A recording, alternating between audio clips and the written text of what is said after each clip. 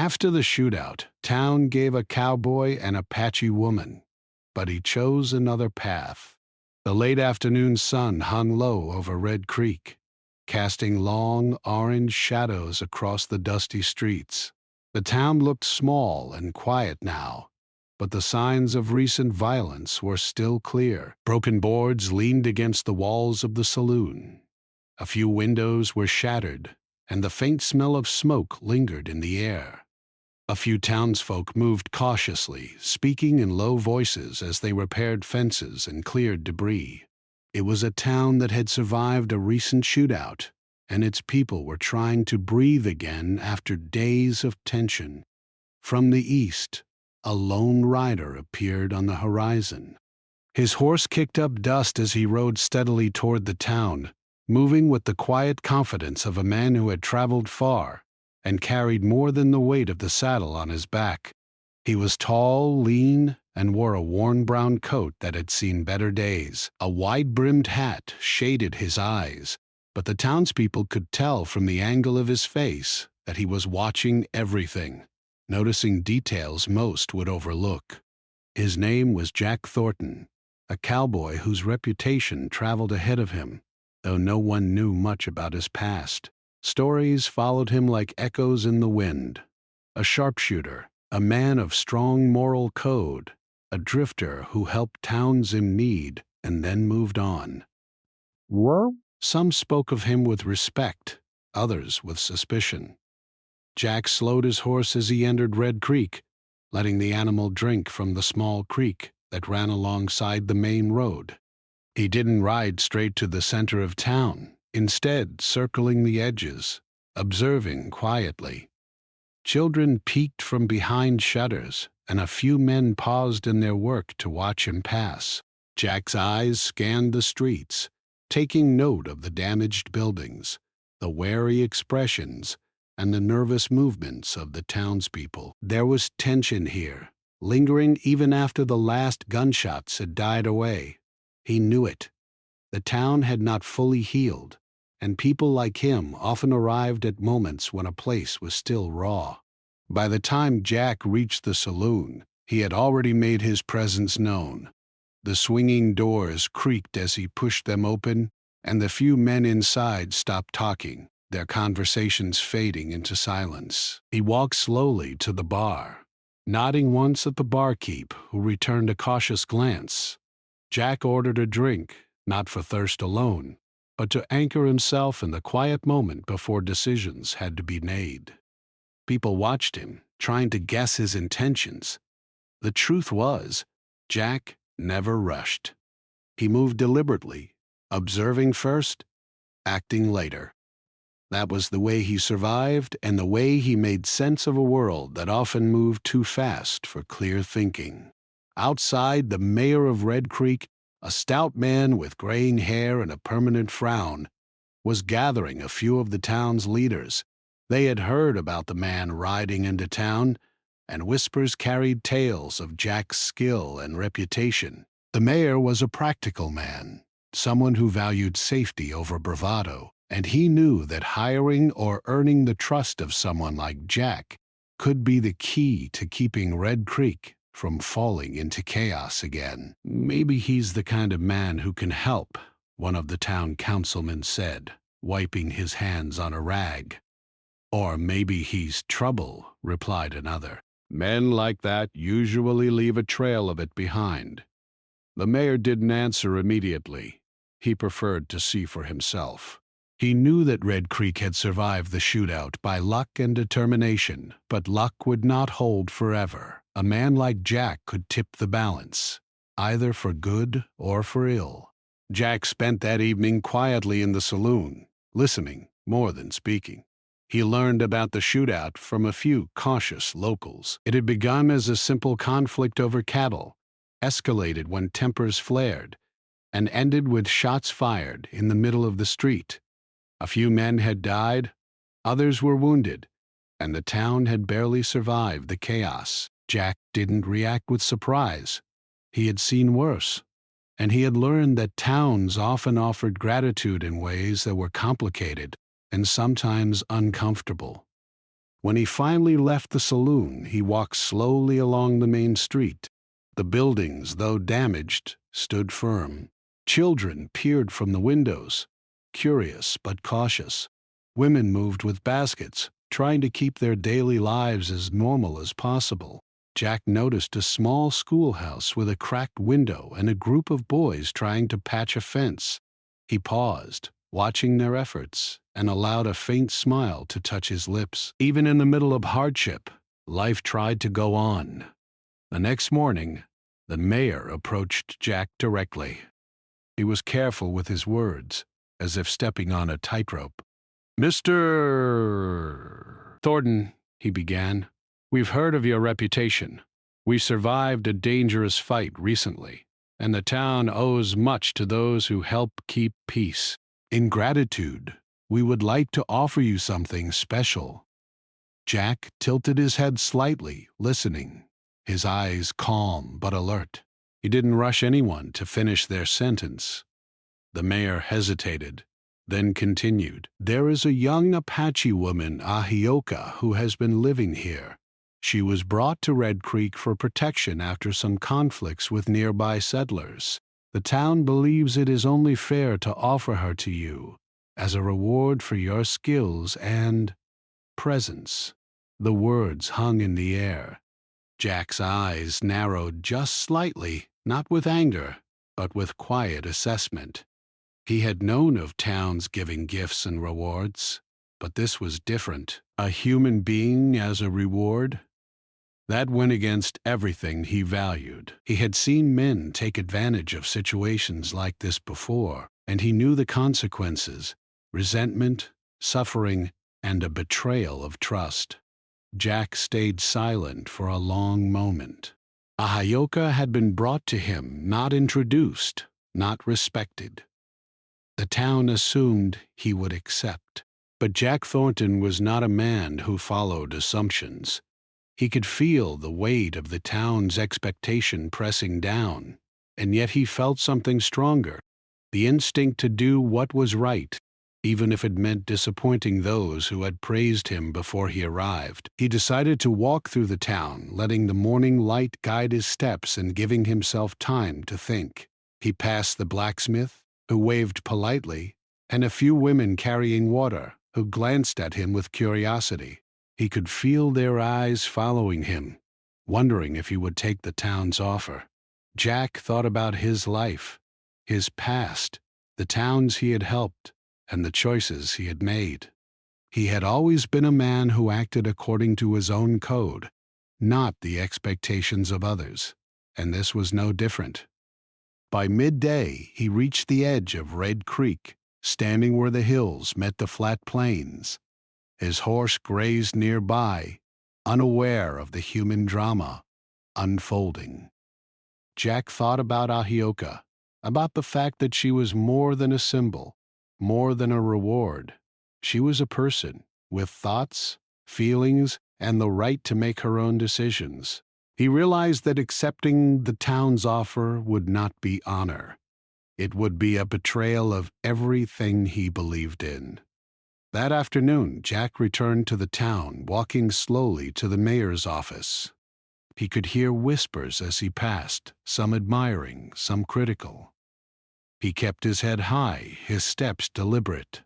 When he entered the office, he met the mayor's eyes directly. "I appreciate your offer," Jack said calmly, "but I cannot accept a person as a reward. That is not how honor works, and it is not how I live my life." The mayor looked taken aback, but slowly nodded. "I see," he said.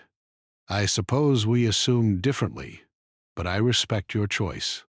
Jack left the office feeling a mixture of relief and anticipation. He had made a decision that would not be popular, but it was the right one. As he walked back to the main street, he noticed Ahioka watching him from the shadows near the edge of town. Their eyes met briefly, and Jack offered a faint, respectful nod. No words were exchanged, but something unspoken passed between them, a mutual understanding of boundaries, respect, and personal choice. That evening, Red Creek felt quieter than it had in days. The town had survived the shootout, and now it faced the challenge of moving forward, rebuilding not just its buildings, but its sense of morality and justice. Jack Thornton remained a figure of quiet strength, a man who could have taken advantage, but chose restraint. And in that choice lay a lesson that the town would remember long after the dust settled. True courage often comes in the form of restraint, and honor is measured not by what you gain, but by the respect you show others. Jack stayed the night at the edge of town by a small fire outside the general store. He watched the stars appear, one by one, over the vast plains. The wind whispered through the trees and across the open land. He thought of the miles he had traveled, the towns he had passed, and the paths he had chosen. And he knew that tomorrow would bring new decisions, new challenges, but the one choice he had made today, to honor a person's freedom above all else, was one he would carry with him always. By the time the sun rose the next morning, Jack was already awake, preparing to continue his journey. The town of Red Creek would remember him, not as the man who accepted a gift, but as the cowboy who understood the value of respect and the weight of choice. And that, in a world filled with chaos and lawlessness, was perhaps the greatest mark of a true man. The morning sun had just begun to warm the streets of Red Creek when Jack Thornton saddled his horse again, preparing for another day in the town. He had slept lightly, alert as always, listening to the soft sounds of life returning after the recent chaos. Children laughed quietly as they played near the creek. Women went about their chores, and men repaired fences and cleaned their tools. The town seemed to breathe a little easier, but there was still a tension beneath the surface, an unspoken question of how things would move forward after the shootout. Jack walked slowly through the town square, taking in the progress and noting the effort of its people. He noticed a few men staring at him from the edge of the road, whispering to each other. They knew he had refused the town's unusual offer the day before, and curiosity about his character had only grown. He didn't mind. Their opinions meant little to him. What mattered was doing the right thing, not being praised for it. As he moved past the blacksmith's shop, the mayor appeared, accompanied by a few townsfolk, including the councilman who had discussed him the previous day. The mayor's expression was calm but firm, a mix of determination and uncertainty. "Mr. Thornton," he began, "if you have a moment, we would like to speak with you. It is important." Jack nodded politely and followed them to the small office that had served as the mayor's meeting place. Inside, the mayor motioned for him to sit on a wooden chair while he leaned against his desk, fingers tapping thoughtfully. "Jack," the mayor said slowly, "we understand your principles. We respect them, truly. But you must understand our position as well. The town is still recovering, and there are expectations. Old customs we follow. You are a skilled man, a protector by nature, and our offer of ahioko is made out of gratitude. We hoped you might see it as a sign of honor."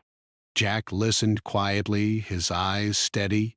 He did not interrupt, though inside, he felt a familiar tension. People often misunderstood his quiet demeanor as weakness or agreement. He had long ago learned to let words pass without reacting immediately, for clarity often came after thought, not impulse. "I understand," he said finally, his voice calm but firm. "But gratitude does not give anyone ownership over another person. That is not honor, and it is not something I can accept."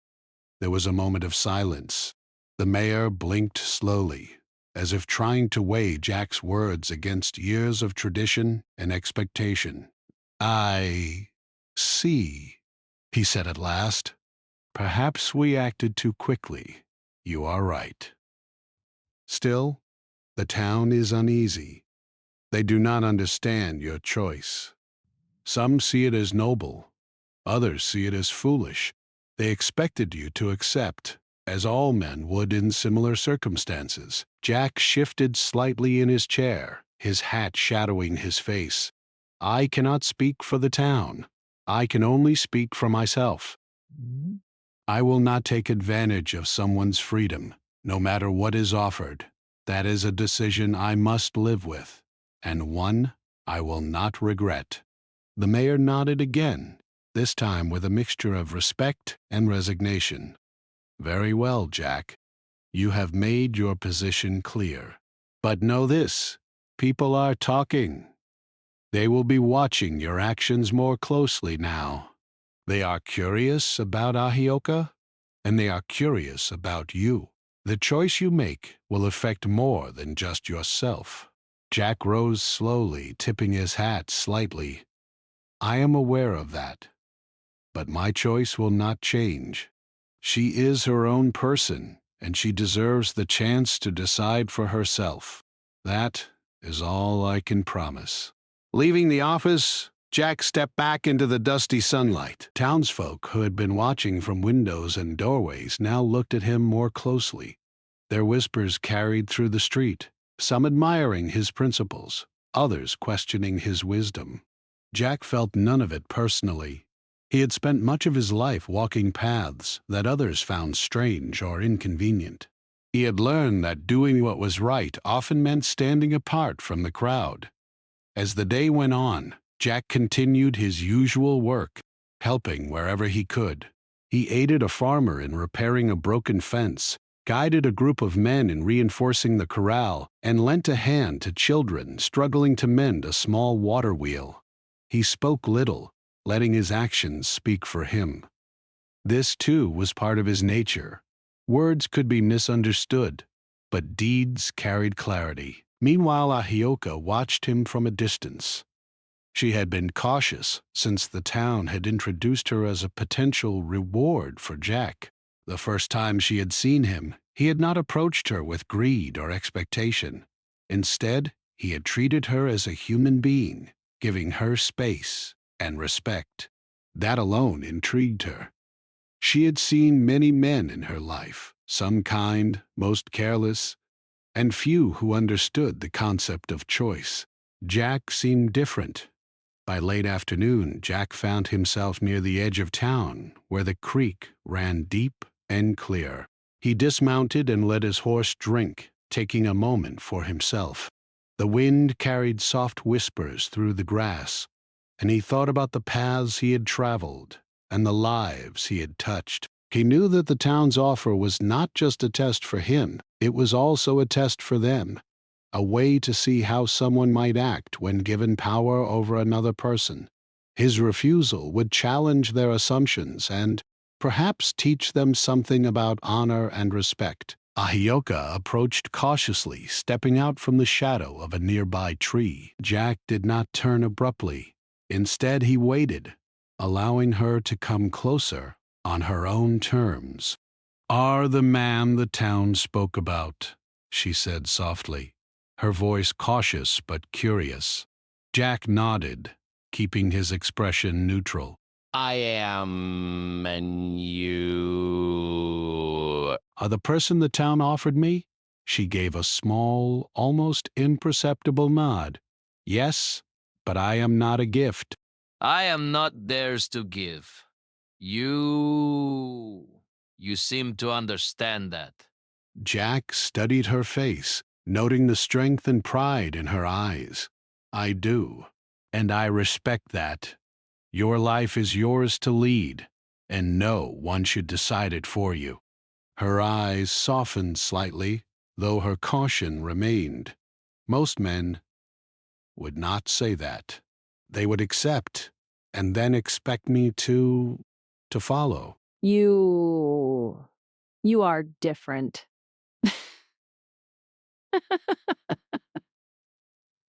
Jack gave a small shrug, as if dismissing praise he did not seek.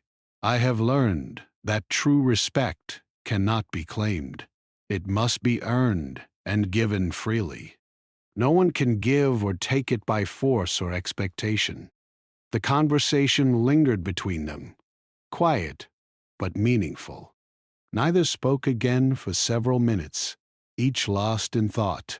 Jack considered the challenge of living in a world that often rewarded selfishness and disregarded human dignity. Ahioka thought about the rare man who saw her as an individual rather than a symbol or prize. By evening, they both returned to the town together, walking in silence along the main street. People stopped and stared as they passed, sensing the tension and curiosity in the air. There were no words of congratulations or judgment, only quiet observation. Jack did not seek attention, and Ahioka did not seek protection.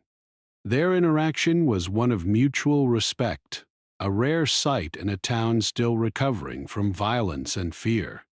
At night, as the town settled down, Jack reflected on the day's events. Bowed, he realized that his choice, to honor Ahioka's freedom rather than take what was offered, would not endear him to everyone, nor would it provide immediate rewards. Yet, he felt a quiet satisfaction. He had done what he believed to be right, and that was more valuable than anything the town could offer. Ahioka, too, spent the night thinking. She had grown up in a world where her choices were often limited, and opportunities for autonomy were rare. Jack's respect and restraint impressed her, and though she remained cautious, she began to see the possibility of trust. Perhaps, she thought, the world was not entirely cruel, and perhaps people could act with honor without expectation of gain. The following morning brought new challenges. The town still looked to Jack for guidance, help, and protection. Some townsfolk approached him with requests, others with questions. And yet, through it all, Jack maintained his calm and steady demeanor. He understood that actions spoke louder than words, and that true influence came not from force or possession, but from consistent integrity. As he helped the town rebuild, he also remained aware of Ahioka's presence. He ensured she had her own space, her own freedom to move and choose. He did not treat her as a burden, nor did he flaunt his refusal of the town's offer. Instead, he acted with quiet consistency, showing that respect and moral choice were not acts of heroism, but simple standards for living. By the end of Part 2, the town began to recognize something unusual. A man could be strong, skilled, and helpful without claiming dominion over others. Jack's actions challenged long-held assumptions and planted a seed of understanding that would grow slowly, quietly, and steadily in Red Creek.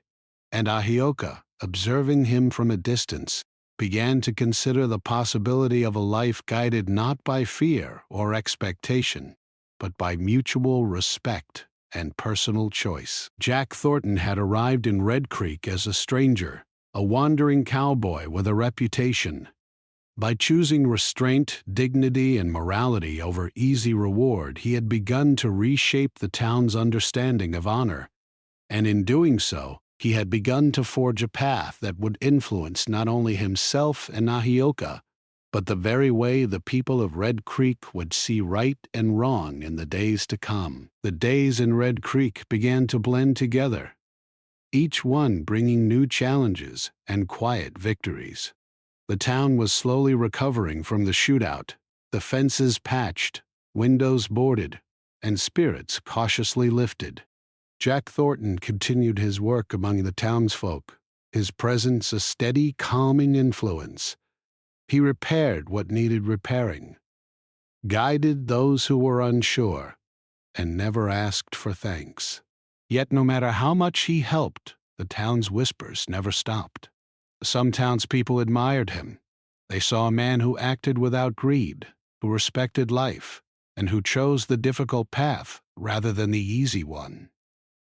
Others, however, were puzzled or even frustrated. They could not understand why he refused the town's offer of Ahioka, or why he did not flaunt his skills to claim authority over them. Old habits die hard, and Red Creek had been shaped by a world where rewards often came with possession. and respect was shown through dominance. Jack's refusal challenged everything they thought they knew. Jack noticed the divided glances, the half-whispered conversations as he walked past. He paid little attention. He had long learned that people will always talk, whether rightly or wrongly. What mattered was staying true to one's own principles, and his principle above all was that no human being should be treated as property or a prize. One morning the mayor approached him again, this time with a more urgent tone. "Jack," he said, motioning for him to walk alongside him, "I need your advice. There is talk among some of the settlers nearby. They see Ioka's presence in town and are questioning it. They do not understand why she is free to live as she chooses, and they think she should be under control for her own safety. Some are even saying that Red Creek will appear weak because of it." Jack listened quietly, his eyes on the dirt path as they walked. "And what do you want me to do?" he asked calmly. The mayor hesitated. "We need your guidance. People respect you more than they know. Perhaps if you speak, they will understand. Or perhaps they will simply follow your example." Jack stopped and looked at the mayor directly. "I can speak to what I know," he said, "but I cannot change how people think. They will either listen or they won't. My concern is for her freedom, and for the principle that no one is a possession. That is all I can offer." The mayor nodded slowly. "Very well. That is better than most would say." He turned and left, leaving Jack standing in the morning sun, considering the weight of his choices. Jack continued his daily work, but the pressure from the town increased. A few men approached him with subtle questions, hinting that he could do more, take more, if he wished. "You could have what you want, Jack," one said casually while stacking firewood. "The town's offering is generous. Why refuse? It's the way things have always been."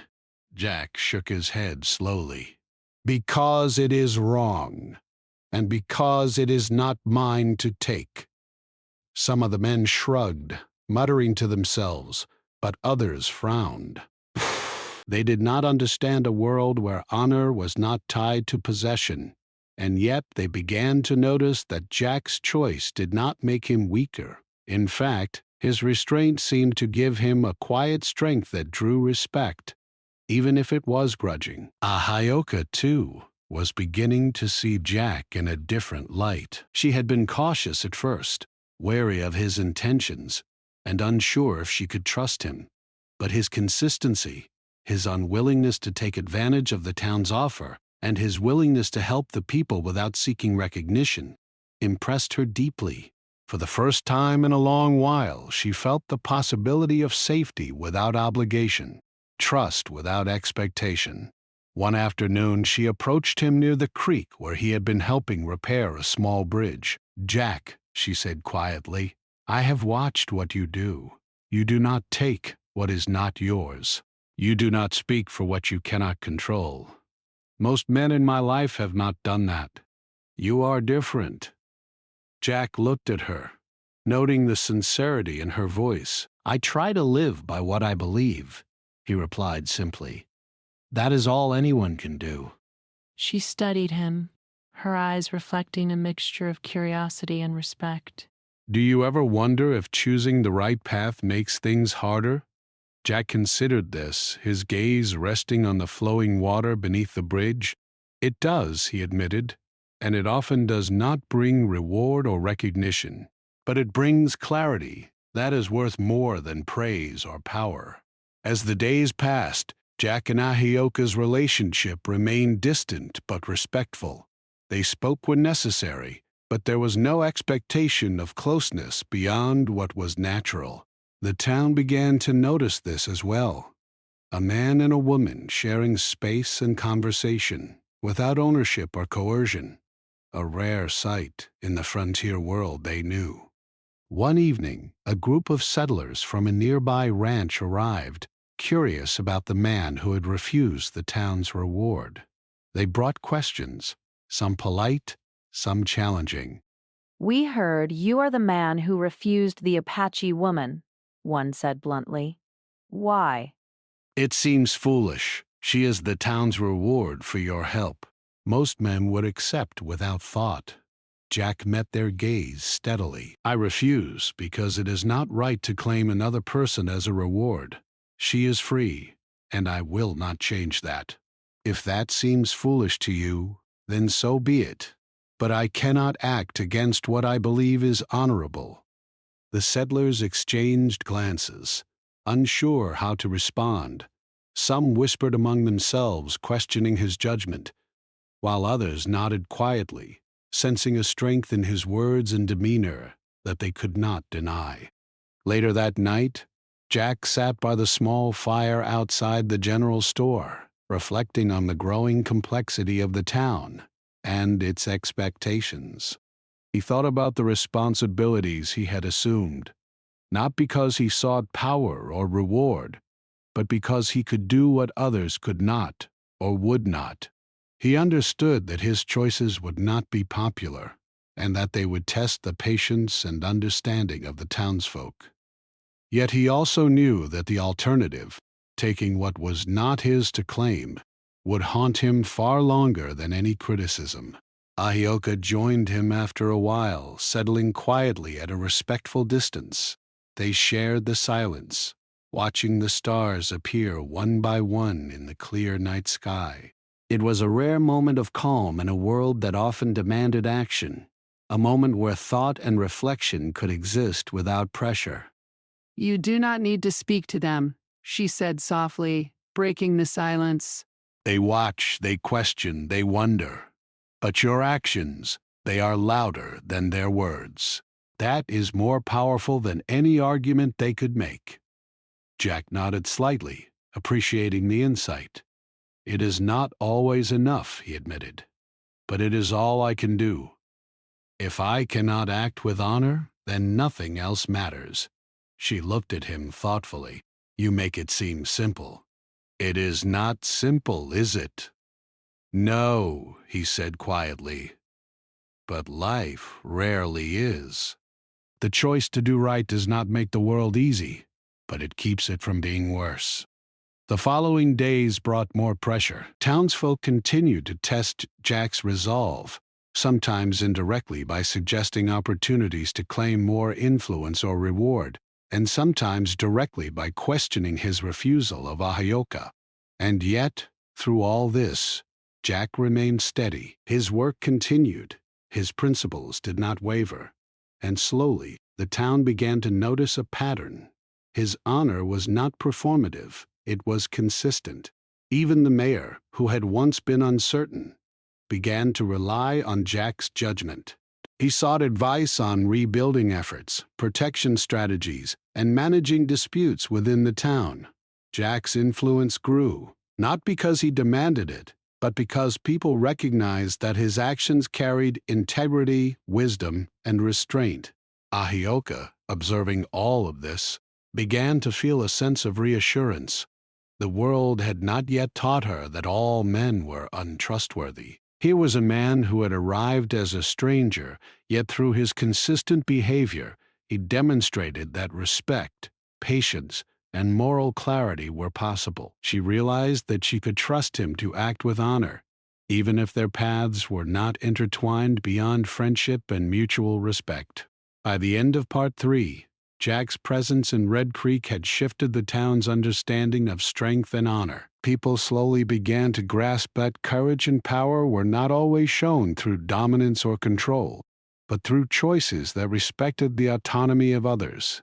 Jack had not claimed a reward, nor had he sought recognition, yet his quiet actions spoke louder than any words. And through it all, Jack remained aware of one truth. His path was his own. Red Creek might remember him, talk about him, and try to understand him, but he would continue to make choices based on his principles, not their expectations. Ahioka's freedom, the town's recovery, and his own honor would remain his guiding forces, shaping the decisions he would face in the days to come. In a world where choices were often guided by fear, greed, or tradition. Jack Thornton had chosen a different path, one that demanded patience, courage, and a clear sense of right and wrong. And in choosing this path, he had begun to create a legacy that would outlast any praise or reward the town could offer.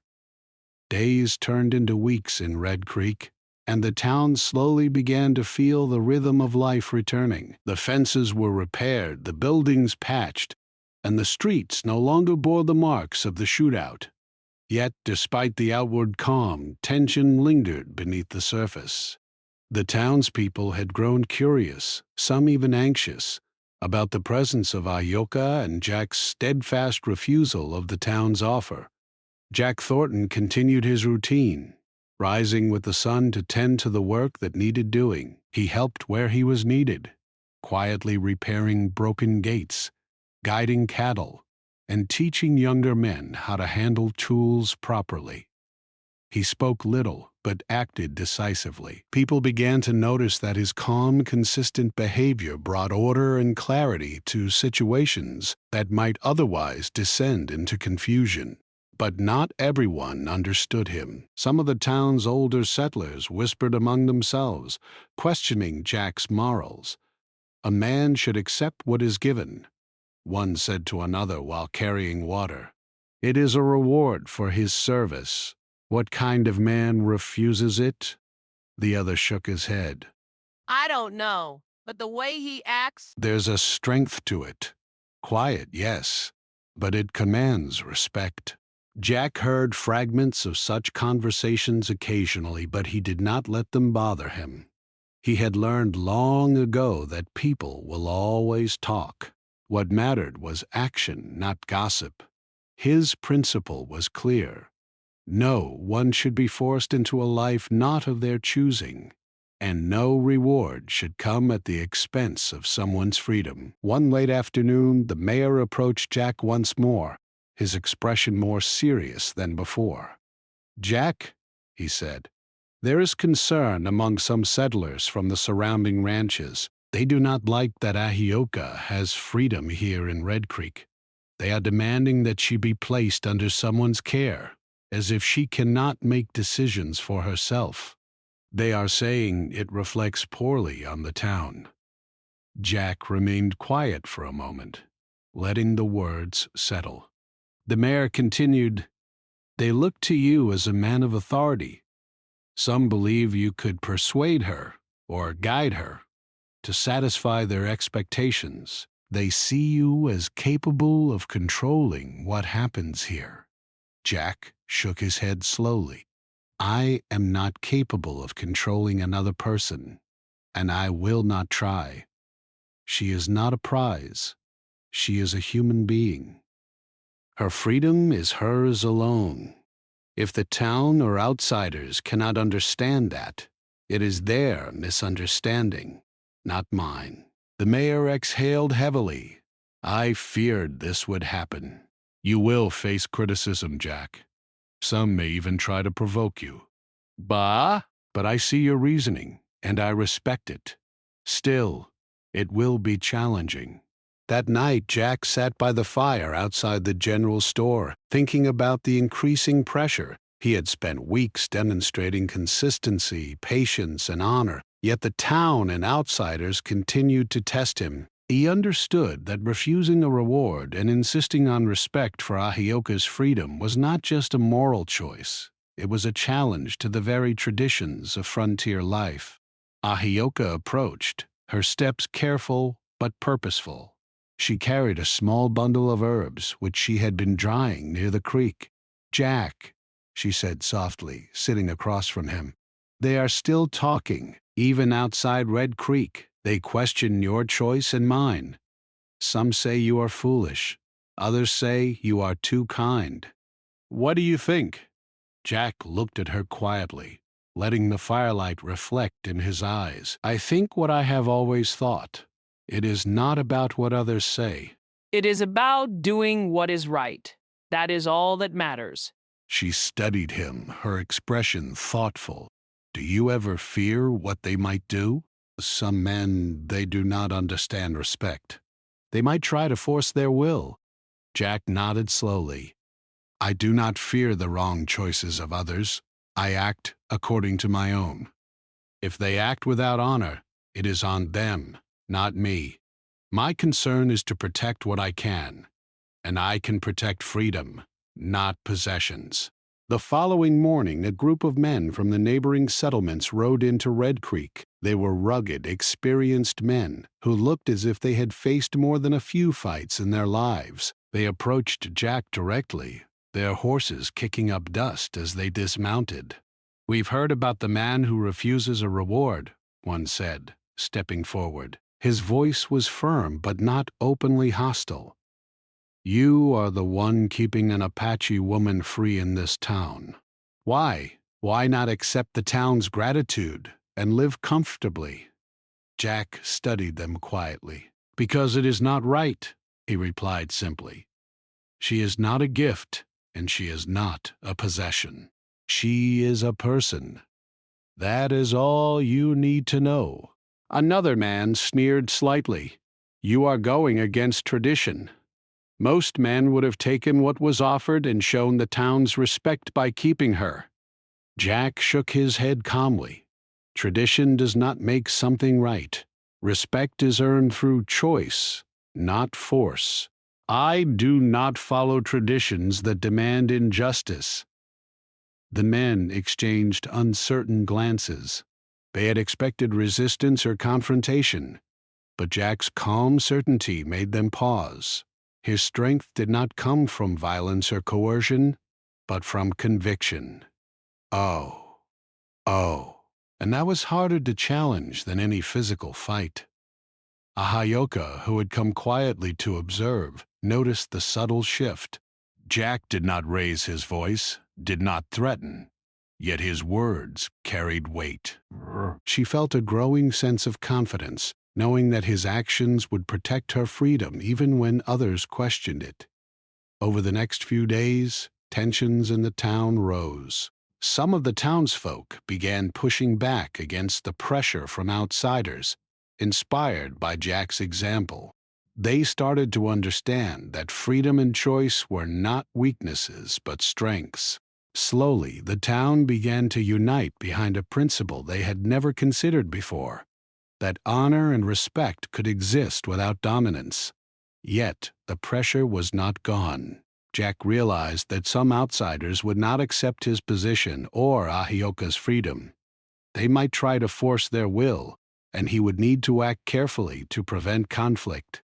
He began organizing strategies to protect the town quietly, reinforcing fences, planning safe routes, and ensuring the townspeople were prepared without spreading panic. One evening, as Jack and Ahioka walked along the edge of the creek, he spoke softly. There are people who will always test what they do not understand.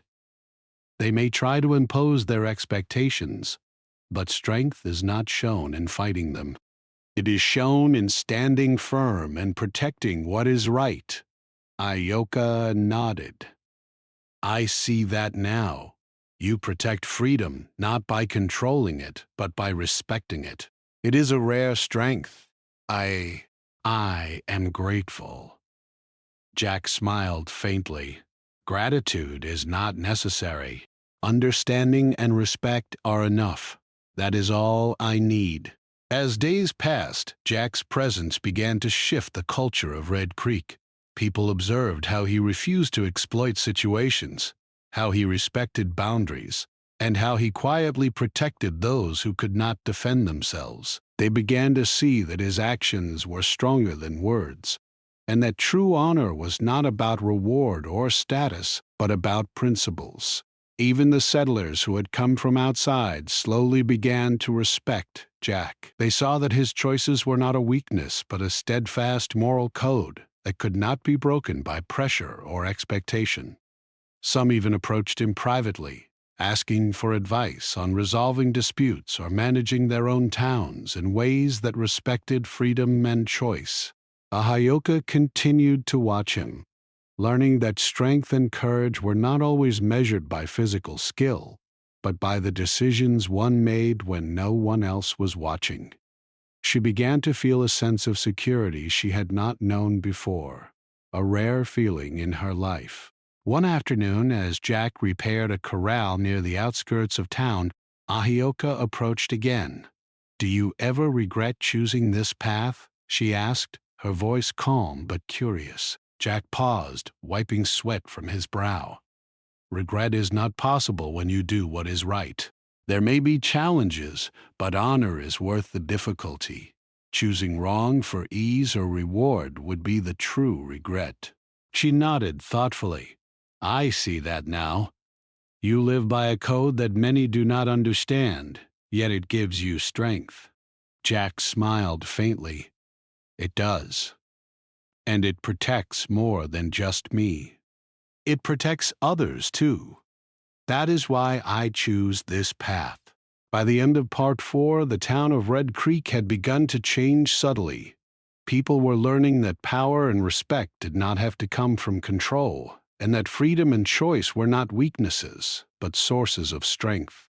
Jack had faced pressure, scrutiny, and potential conflict, yet he had remained firm in his principles. Ahioka's freedom was safe, and the town was slowly learning to respect it. Jack knew that his journey was far from over. The challenges of protecting what was right, even when unpopular, would continue. But he had proven something vital, that a man could stand by his principles without faltering, that honor was measured by actions, and that freedom was a treasure worth defending above all else. The sun set over Red Creek that evening, painting the sky with gold and red hues. Jack sat quietly by the fire, watching the townsfolk move about their evening chores.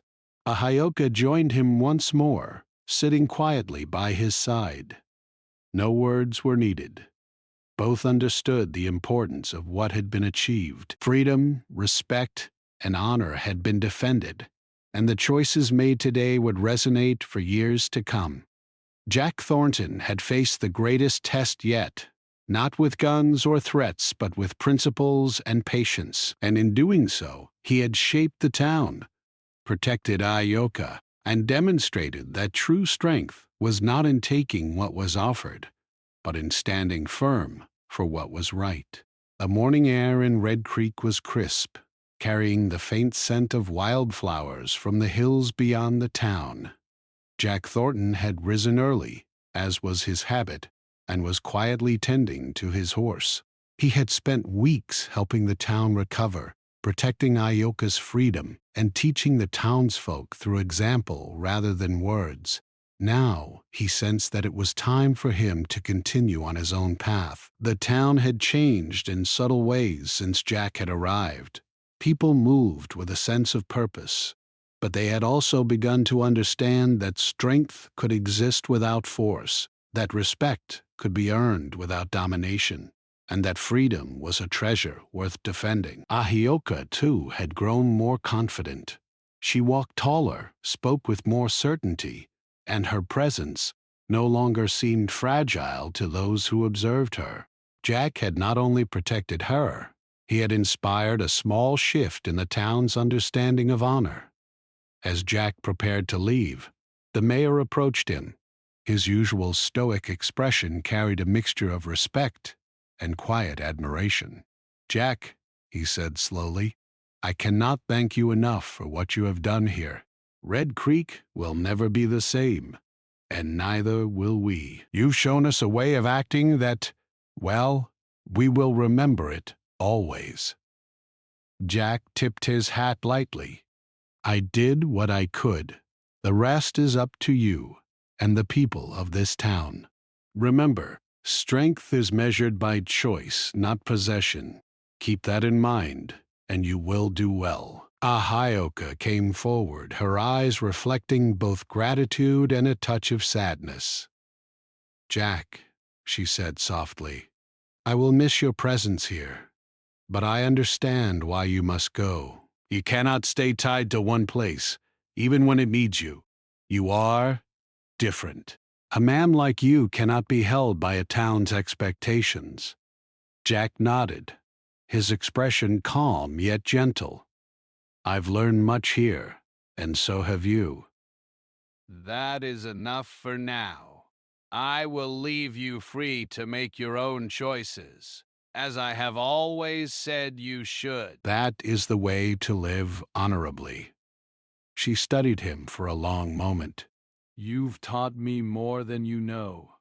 Not just about courage or skill, but about respect, about dignity. I will remember this always. The townspeople gathered quietly along the main street to watch Jack prepare to ride. Some bowed their heads in respect, others nodded with approval, and a few simply watched, unsure how to express the mixture of admiration and gratitude they felt. Jack did not speak to the crowd. Words were unnecessary. His actions over the past weeks had already spoken louder than anything he could say.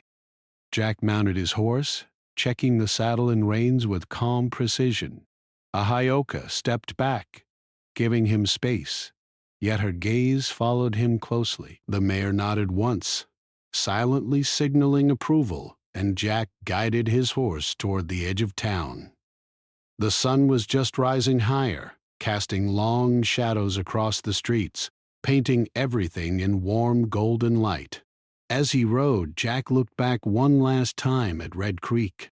The town seemed smaller now, peaceful, yet alive with energy and purpose. He knew he had left a mark, not through ownership or force, but through the quiet strength of his choices. Freedom had been preserved, respect had been shown, and honor had been maintained, not through reward, but through moral clarity. Ahioka returned to her daily tasks, her mind reflecting on the lessons she had learned from Jack.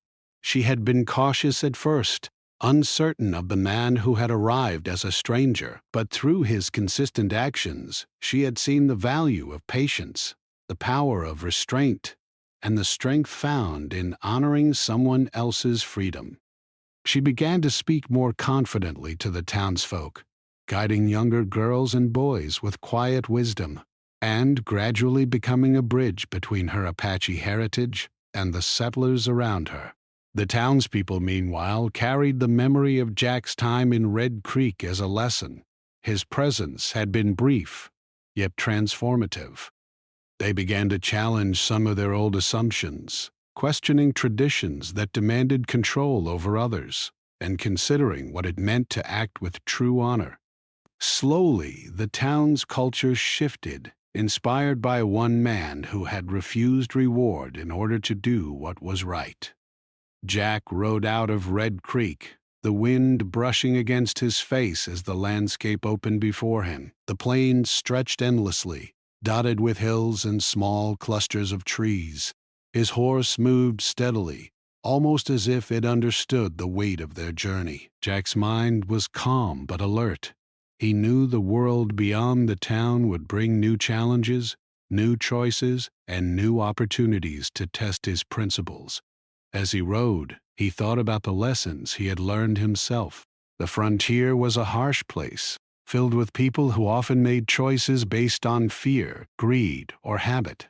Yet even in such a world, there were opportunities to act rightly, to respect freedom, and to protect those who could not always protect themselves. Every town, every person, and every moment offered a chance to act with honor, and Jack intended to continue doing so.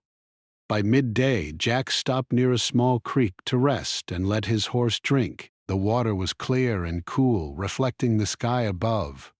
He thought about the towns he had passed before Red Creek, the struggles he had faced, and the quiet victories he had achieved.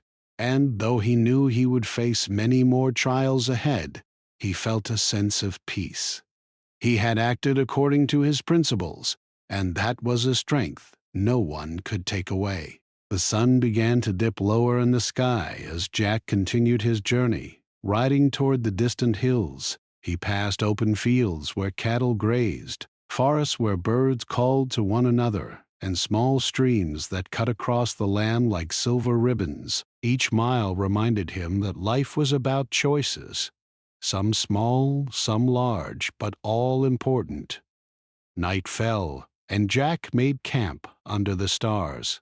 He lit a small fire and sat quietly, listening to the sounds of the night.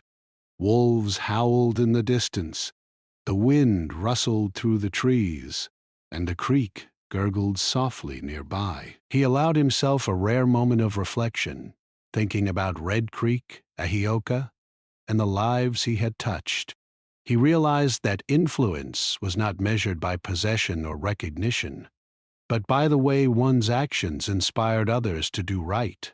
Far away in Red Creek, Ahioka gazed at the horizon, wondering about the man who had come into her life and left such a lasting impression. She felt gratitude, not only for her own freedom, but for the lessons he had quietly taught the town. She had seen what it meant to act with honor, to choose the right path even when it was difficult, and to respect the autonomy of others.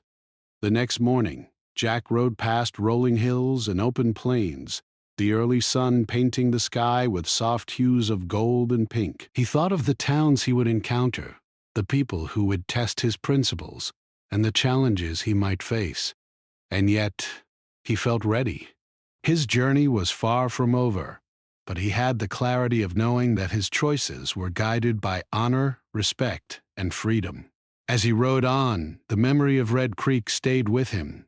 The people, the lessons, and the quiet victory of protecting someone else's freedom. Jack Thornton had come to a town in need, not to claim reward, but to act rightly. He had faced pressure, curiosity, and doubt, and had remained steadfast, and in doing so, he had left behind a town that would never forget him, a young woman who could live freely, and a legacy of quiet strength that would endure long after he was gone. Jack's silhouette grew smaller as he rode toward the distant hills, the sun setting behind him. He carried no reward, no possession, no recognition, only the certainty of having acted rightly, and the knowledge that true honor is measured not by what one takes, but by what one protects. The wind carried the soft rustle of the plains, and in that quiet, Jack felt the satisfaction of a life lived according to principles, a life that would continue, mile by mile, town by town, choice by choice. And somewhere far behind him, Red Creek would remember him, not as a man who accepted what was offered, but as the cowboy who chose honor, protected freedom, and showed that respect and dignity could change the world in subtle, lasting ways.